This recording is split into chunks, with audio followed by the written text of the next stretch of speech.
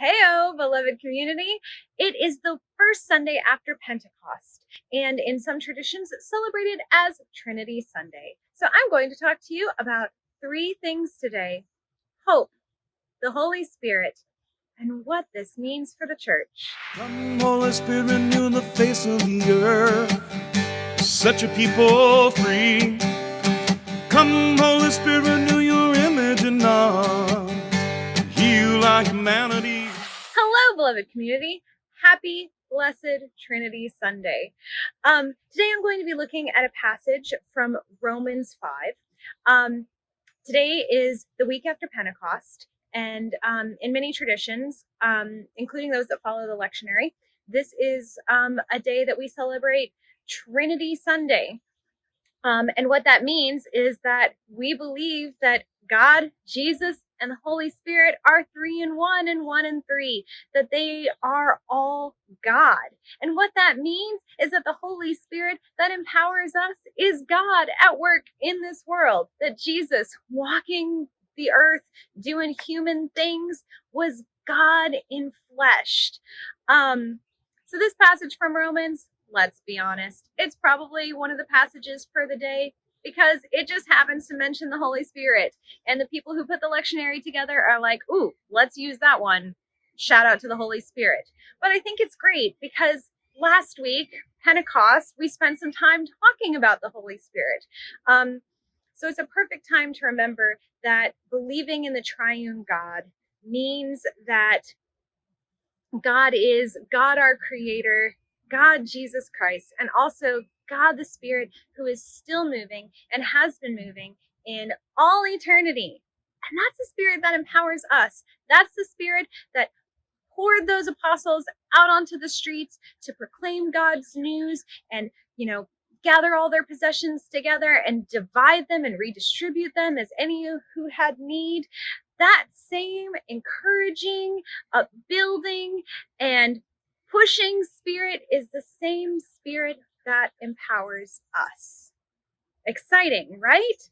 So last week with my community, we got all excited about that because we're the same church, that same, those apostles who are meeting in an upstairs room, like, what do we do next? We're poured out into the streets to proclaim the good news. That's our good news too.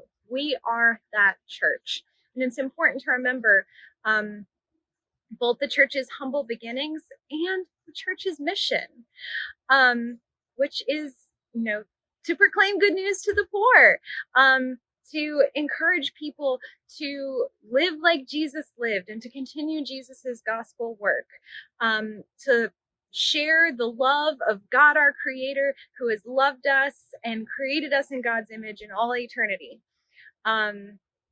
Same story, same thing that we're trying to do too. I read this passage, saw the part where it mentions the Holy Spirit. I'm looking at Romans 5, 1 through 5. And as I read this passage, I thought to myself, this may have been cherry-picked by the lectionary crew because it mentions the Holy Spirit, but it's a great passage for today. Let me just read you a part of it, beginning in verse 3. Not only that, but we also boast in our sufferings, knowing that suffering produces endurance, and endurance produces character, and character produces hope.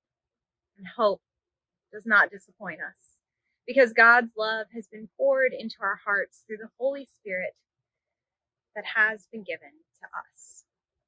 And I thought to myself that this is a nice reminder after all the hype of Pentecost. I feel like reading the story of Acts, it's easy to remember that, yes, the Holy Spirit has empowered us. Let us, like those apostles, do the work of God and the Holy Spirit. But gosh, a couple thousand years later, and it still feels like we can't get it right. It still feels like things are not as they should be. And we may be empowered by the Holy Spirit, but gosh, there's a lot of suffering and a lot of pain and a lot of brokenness in our world. So what do we do with that? It's easy to look at the world right now and be like, everything is too much and beyond my capacity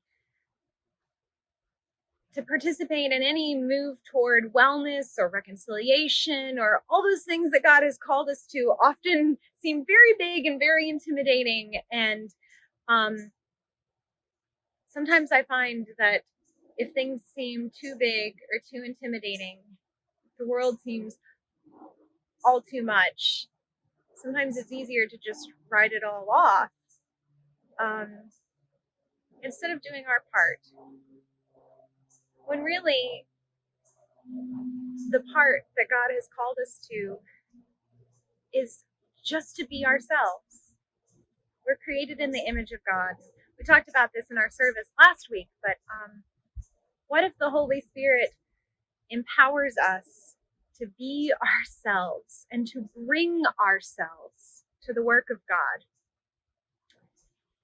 And in that moment, reading this passage today, I was thinking about, this idea of like, yes, we live in a world where there is suffering, but even in suffering, even in the brokenness of our world, this piece of it producing endurance and endurance producing character. I'm not glorifying suffering here for the record, but that you can look at the way things are and still have hope, because hope does not disappoint us. Because at the end of the day, we can trust that in all eternity, God is with us. God created us good. And again, doesn't ask anything more of us than to be ourselves and to show up as ourselves. And I find great hope in that. I find a hope that doesn't disappoint. It's not all up to me, but gosh, I do want to do my part. Again, it's not all up to me, so I don't have to feel overwhelmed.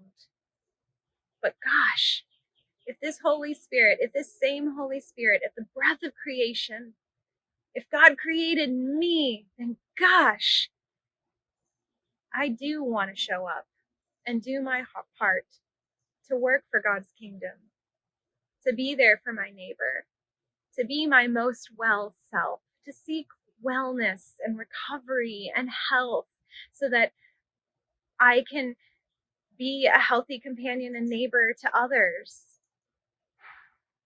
So, as we continue to think about what it means that the Holy Spirit has been poured out on us and that we follow a triune God